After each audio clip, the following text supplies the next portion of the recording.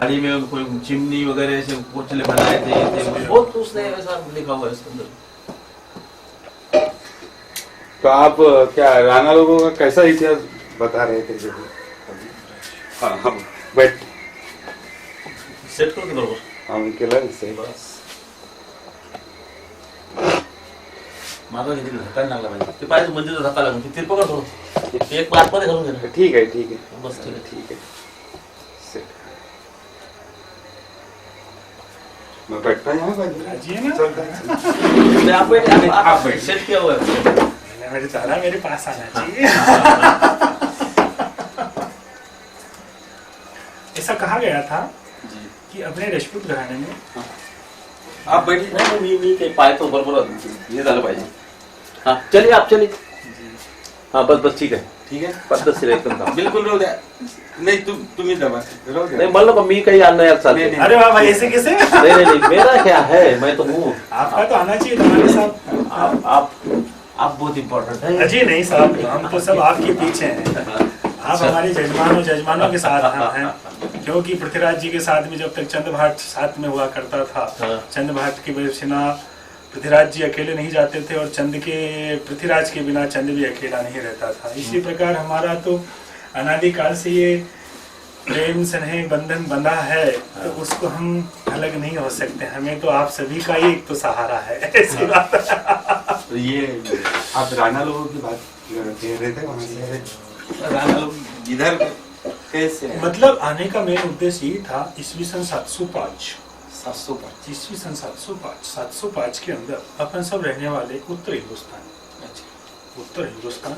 और पहले इसका नाम ऐसा कहा गया इतिहास में पुरावा है कि इसका नाम पहले आर्यखंड नाम था. इसका नाम पहले भारत या इसका ऐसा कोई नाम नहीं था. इसका नाम सिर्फ आर्यखंड के नाम से इसको पहचाना जाता था. आर्यखंड के बाद में महाराज जम्बू का जन्म हुआ, तो महाराज जम्बू के बाद में इसका नाम जम्बूद्वीप रखा गया. ऐसा उल्लेख उच्चारण होता है आज भी. ब्राह्मण लोग जब वो विधि पूजा करते हैं जब जम्बूद्वीप व्रतखंड ऐसा नाम लेकर के वो उसका उच्चारण करते हैं. क्या है? तो इसका नाम उसके बाद में जम्बू नाम रखा. और जम्बू के बाद फिर महाराज भरत का जन्म हुआ और भरत से इसका नाम भारत रखा गया. तो अपन सब आर्य उस टाइम रहते थे उत्तर हिंदुस्तान. उत्तर हिंदुस्तान यानी सिंधु सतलज के तट पे. तो सिंधु इस साइड आर्य रहते थे और सिंधु की उस साइड एवन रहते थे. तो ऐसा कहा गया इतिहास में कि पहले देव आणि दानव दोनों की एक ही राशि आती थी, देव और दानव. तो उसके बाद में उन्हीं का रूप बदला गया. फिर देव की जगह आर्य ली गई, आर्य और एवन. क्या? और जैसे देव और दानवों का जैसे जमता नहीं था, मित्रता नहीं होती थी, इसी प्रकार आर्य और एवनों का भी मित्रता नहीं हुई. हमेशा कट्टर लड़ाई करते रहते थे. फिर उस टाइम क्या हुआ, इधर ऐसे 4 जातियां थी अपने हिंदुस्तान के अंदर, आर्य, अनार्य, द्रविड़ और हूण नाम की जाति. तो आर्य रहते थे उत्तर हिंदुस्तान, द्रविड़ आणि हूण नाम की जो जाति थी ये दक्षिण में रहती थी. दक्षिण यानी जहाँ अपन बैठे हैं इसका नाम दक्षिण था. तो दक्षिण में रहते थे. तो आर्यों का कर्तव्य था गौ और पृथ्वी की रक्षा करना. गौ और पृथ्वी के रक्षक थे ठेठ से. धर्म का सबसे बड़ा इनका एक ही उद्देश्य था, गाय पे कोई प्रकार का अत्याचार न हो. इधर ऐसा इतिहास में है उल्लेख कि हूण जो थे ये गाय के ऊपर बैठते थे और बैल को खत्म कर देते थे, बैल को काट देते थे, उसको खा जाते थे. ये अत्याचार जब इधर बढ़ने लगा तो इसकी जानकारी आर्य लोगों को हुई. तो आर्य लोगों को जानकारी होने के बाद में उधर से ईस्वी सन 705 में 7 सरदार. लीजिए आप लीजिए.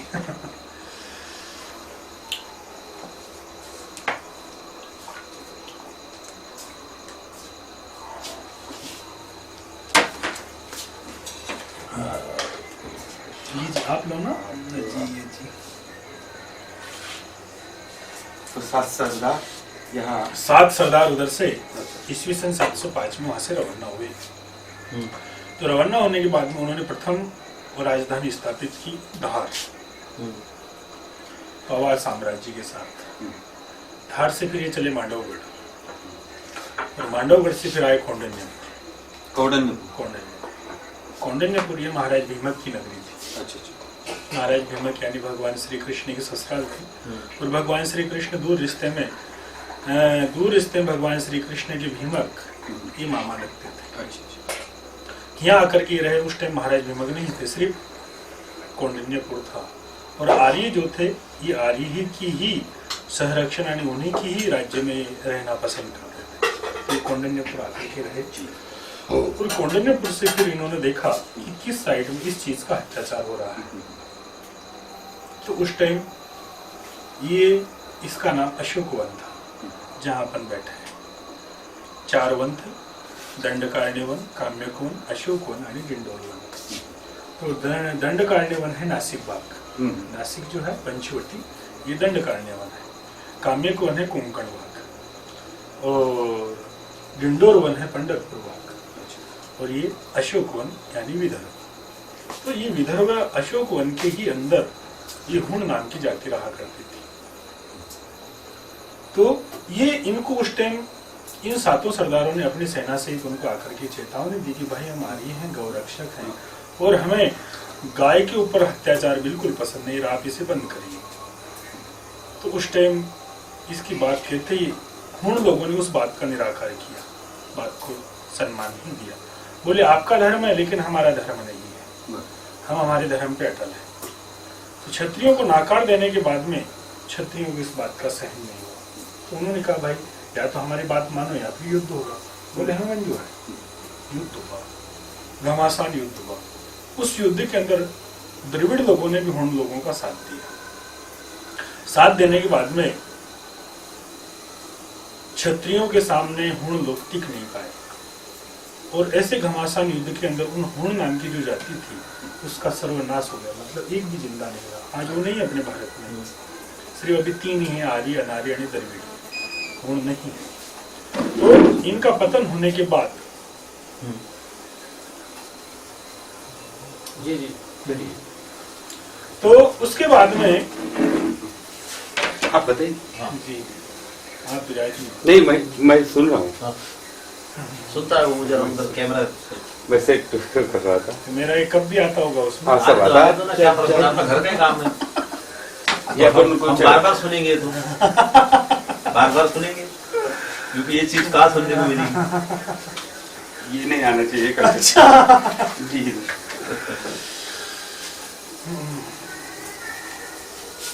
फिर क्या हुआ राजेश? हाँ, फिर उसके बाद में साहब उस युद्ध के अंदर चाय भी चालू करो। आप चाय नहीं मैंने थोड़ा ठंडी हो जाने दो। अच्छा। मैं क्या ठंडी वैसे लेके ठंडी पी लो ही। तो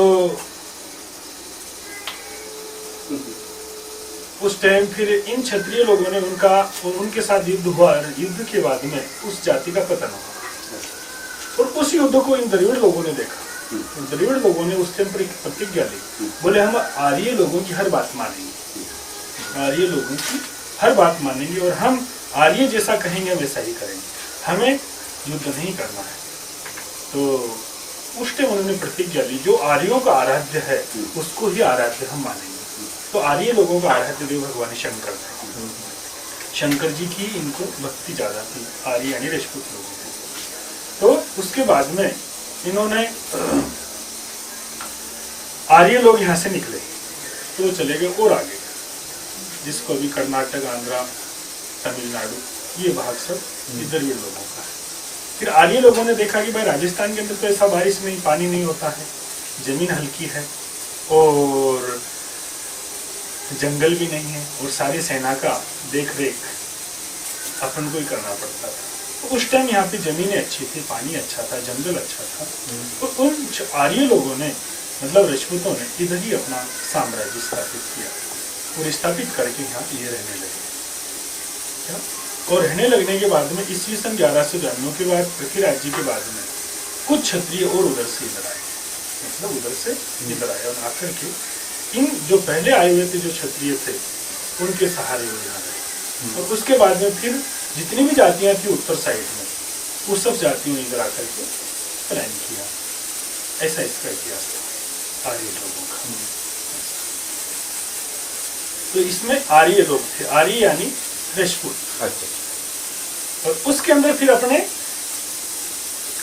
राजपूतों के अंदर फिर अलग अलग प्रकार के राजपूत बनाए गए। तो प्रथम थे राणा राजपूत, उसके बाद में आते हैं बुंदेला राजपूत जो एमपी यानी यूपी में है। उसके बाद में आते श्यानोकोल क्षत्रिय मराठा, ये भी राजपूत थे।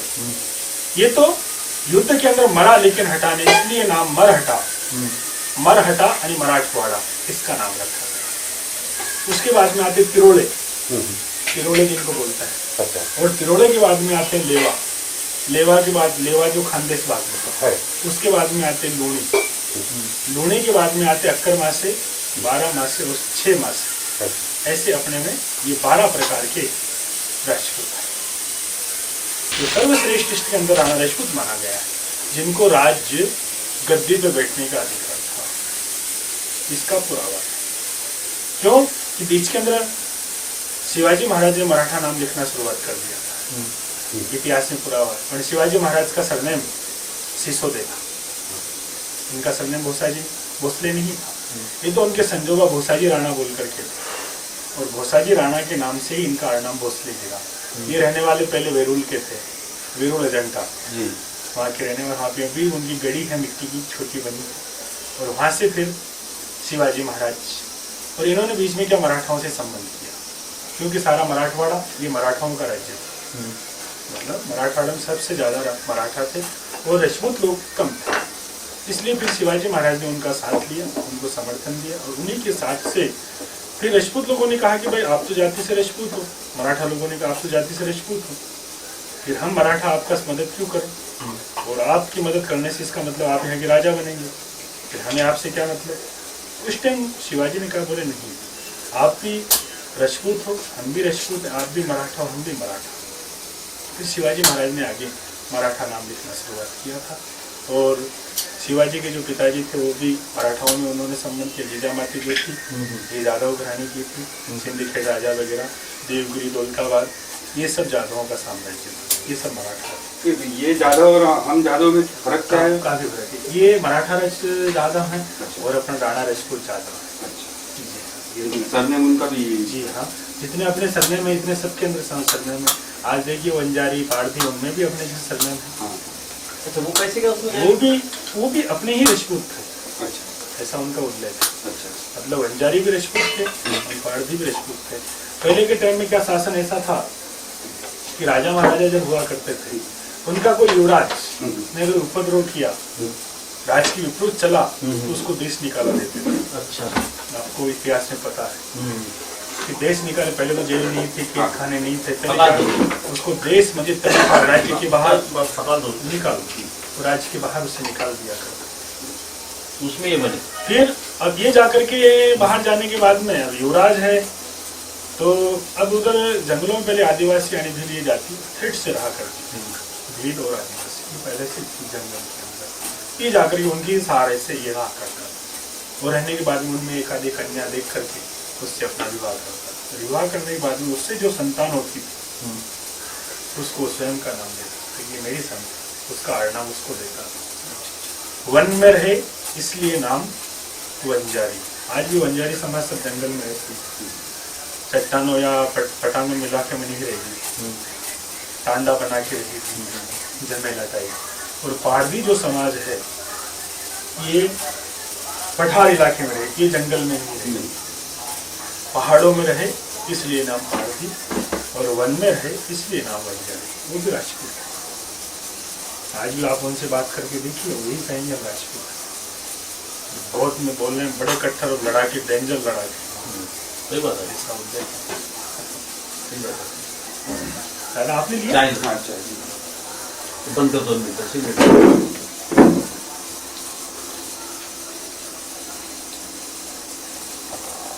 अंधेरा ले जाने के लिए अपने को दूसरा कार्य करना पड़ेगा। बोले वो क्या करना पड़ेगा? बोले महाराज ये जो छत है ना, इसको अपन निकाल दें तो इसमें अंधेरा नाम की चीज ही नहीं रहेगी। बोले अच्छा, छत को निकालने के बाद में अंधेरा नहीं रहेगा अंदर? बोले नहीं। तुरंत हुक्म दिया सैनिक लोगों को, छत निकाल दो। तो छत निकाल, छत निकालते उजाला ही उजाला राजभवन। हाँ बोले ये बिल्कुल सही है। तो वो किला आज भी वहां पे बना हुआ है, वैसा का वैसा। फिर बारिश आई, बारिश में महाराज भीगने लग गए। बोले यार राजऋषि ये क्या हो रहा है, भीज क्यों रहे हम? बोले महाराज ऊपर छत नहीं तो भीजना ही तो है, इसका प्रबंध करो। ठीक है महाराज। उसका एक दूसरा महल बनाया गया, उसके अंदर ले जाए, फिर भी अंधेरा। बोले भाई अंधेरा फिर हो रहा है। बोले महाराज बारिश से भी बचना है अपने को, अंधेरे से भी बचना है, इसके लिए अपने को दूसरा कार्य करना पड़ेगा। बोले क्या? दीवालों के अंदर छेद कर दो। दीवालों फिर छेद किए गए, खिड़की टाइप। तब से फिर ये खिड़कियां चालू हुई थी, जो पहले खिड़कियां नहीं थी। अच्छा, इसका उल्लेख है वहाँ पे, इतिहास में दिया गया है मांडवगढ़ के अंदर। वो किले आज भी कायम है। और बिना छत का किला है, जहाँ महाराज ने हुक्म दिया था कि अंधेरा ले जाइए और उजाला लाइए, वो भी किला है, वो खिड़कियां वाला किला है। और एक अंदर दुर्गम रास्ता है, जिसके अंदर कोई शत्रु ने आक्रमण कर दिया, समझो सेना पराभव हो गई, फिर कैसे महाराज को बचाया जाए। वहाँ पे एक बावड़ी बनी हुई, उसमें अथांग पानी, उस अथांग पानी के अंदर, उसमें 4 दिशाओं में 4 रास्ते हैं पानी के अंदर। महाराज अगर उसमें कूद जाए, कूदने के बाद में ऑटोमेटिक वो उस रास्ते से जाकर के किले से बाहर निकल सकते थे। ऐसा आज कायम है मांडवगढ़ के अंदर। अच्छा, चित्तौड़ का किला अभी भी? चित्तौड़ का किला तो आज भी कायम है और उसको तो कई युगों तक वो गिरना भी नहीं है। मजबूत किला है। कई युगों तक गिरना क्यों नहीं राणा है? प्रताप का है ना? क्यों नहीं है